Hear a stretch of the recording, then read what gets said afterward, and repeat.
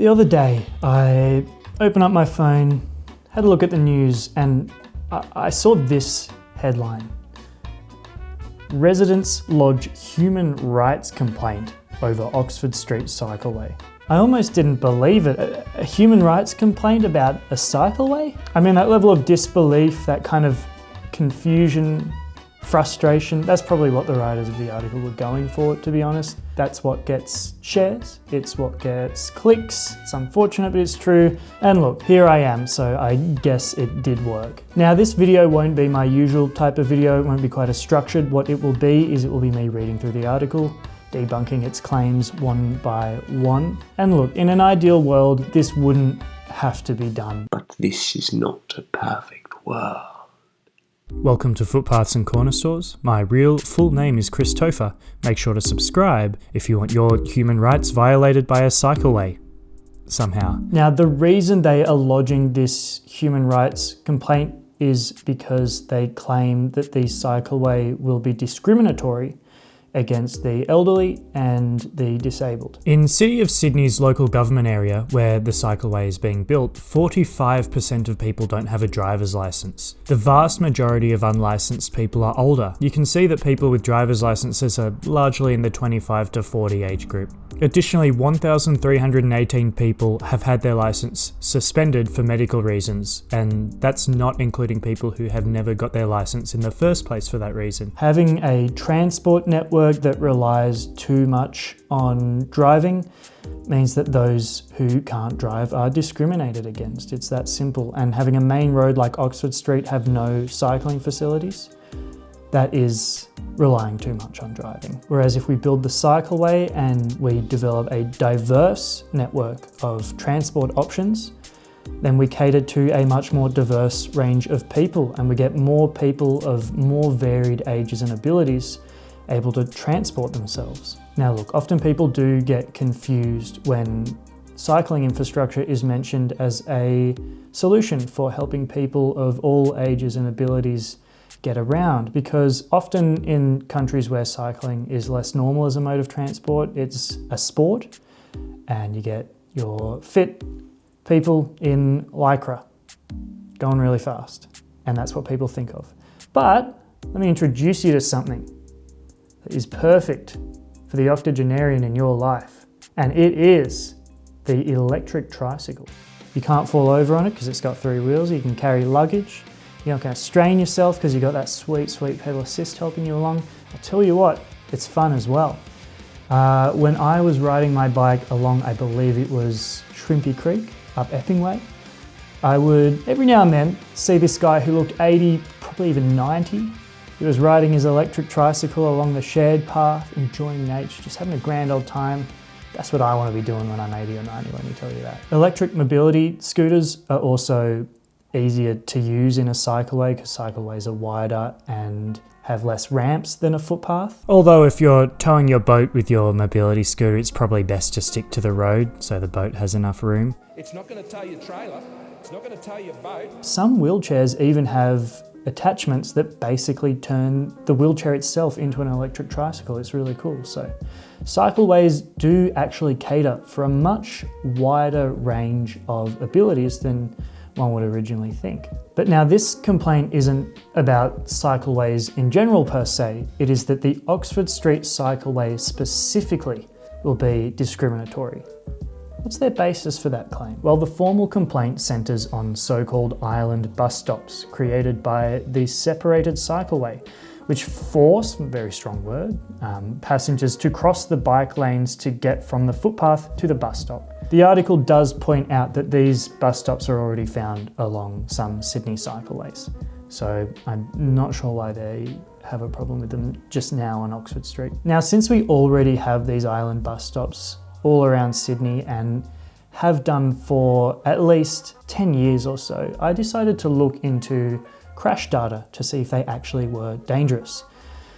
I started with the Burke Street Cycleway, which is the oldest cycleway to have island bus stops, I believe, in Sydney, and nothing.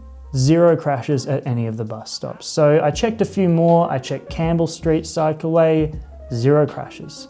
Gadigal Street Cycleway, 0 crashes. To get a more comprehensive look at the rates at which pedestrians are injured by cyclists, we have to go to Melbourne because there hasn't really been a large-scale study done in Sydney. In Melbourne, in the 10 years between 2006 and 2016, there were 183 emergency department presentations and 273 admissions to hospital for pedestrian injuries as a result of being struck by a bike.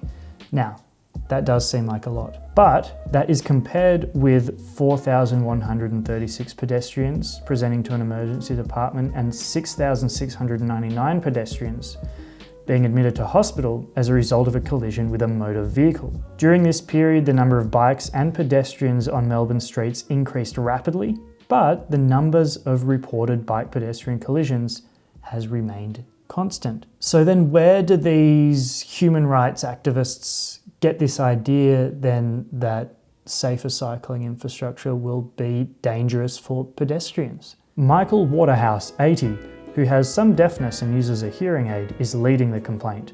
The former banking executive and federal treasury advisor, red flag, said his interest was triggered by a near miss with a cyclist on a shared path while he was looking at his phone. Now, the next bit, he says it was my fault, which, yes, we all kind of gathered that reading the description. But I realized that this could happen to anybody of a certain age. The more I looked into it, the more I thought, this is bizarre. How bizarre? How bizarre? What's bizarre, Waterhouse? The cycling? How bizarre? Shared paths? Looking at your phone while you're walking? This article? This article is... Okay, now let's rewind a little bit back to that statement. Specifically the bit where he says, the more I looked into it. That's kind of vague. Looking into it is the kind of thing that people who are a little embarrassed about their sources of information might say. But luckily for us, the report that he worked on to submit to the Human Rights Commission does actually contain sources, and they are exactly what I thought they were going to be. The full 14-page complaint includes video clips of crashes or near misses at so-called floating bus stops in London, where they are common, posted on X, formerly Twitter, by the National Federation of the Blind of the UK. Now the residents go on to say this, which is perhaps the most bizarre part of the whole article. They say, there's no reason to expect that Oxford Street cyclists will be any better than those in the UK. No reason at all that you can think of that cyclists on Oxford Street will behave differently to cyclists on the cycleways in London. Nothing to do with the design of the cycleway. Nothing to do with the video that you used as evidence that shows the cycleway being in between the bus stop and the bus instead of going behind the bus stop with a pedestrian crossing to the bus stop, like it will on Oxford Street and like it does in every other cycleway in Sydney. Even the best designed UK island bus stop that I could find is missing some really key features that just about every Sydney island bus stop has. The most notable one is the fence, meaning that people can only cross where cyclists are expecting them to cross, that is the pedestrian crossing. That crash that was just shown would very likely not have happened had the fence been there. There's also the fact that the grade to the pedestrian crossing is a lot steeper on a Sydney island bus stop, so cyclists have to slow down more before they get to the pedestrian crossing. The curbs on the cycleway are also less gentle, which may be a little more dangerous for cyclists, but also encourages slower speeds. To be honest, not stopping at zebra crossings also just kind of seems like a British thing. We're really good at it, I find, in Australia, but it seems like people in the UK don't really understand zebra crossings. But any potential cultural differences aside, the designs of the two floating bus stops are so different that they're not really comparable. I mean, don't tell me that these people have actually lodged a complaint without even looking at the design of the floating bus stops on Oxford Street. Or is it worse if they have? Here's a photo of two of the complainants standing next to a properly designed floating bus stop on Oxford Street, just further east. Ultimately, the Oxford Street Cycleway will significantly improve the conditions for, of course, people cycling, but also people walking. A City of Sydney spokesperson said it pretty well. We know many people riding currently use the footpaths along Oxford Street, and we expect the dedicated cycleway will greatly reduce this happening. And let's cast our memories back. Where was it that Waterhouse's bizarre encounter with a cyclist occurred? It was a footpath, not a cycleway. Certainly not a zebra crossing over a cycleway to a bus stop. Now look, maybe I have been a little bit harsh on these guys. Like, they're trying to do, I assume, what they think is best to help people with disabilities, to help elderly people. That's really important stuff. But their efforts are so clearly misplaced that it just confuses me. I just find it bizarre. I don't really know how they came to the conclusion that they did. And it's really hard to take their argument in good faith because it does not seem like it has been made in good faith. Now, if any one of these complainants wants to talk to me, very happy to have you on the channel. Very happy to hear your side of the story. But for now, I'm just going to share my side of the story. When I first moved to Sydney for uni, I was 18. I was still looking for regular work. I couldn't afford to pay for public transport most of the time. So I borrowed a bike from my dad's friend and used that to go to and from the city for the occasional work that I did have.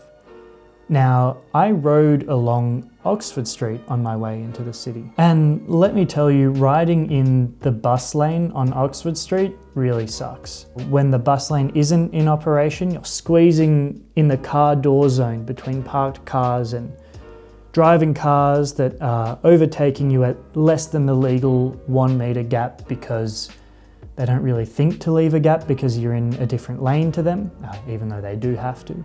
And when the bus lane is in operation, then there's this constant leapfrogging going on. You're cycling, a bus overtakes you, probably too close, again, not following that 1 metre rule.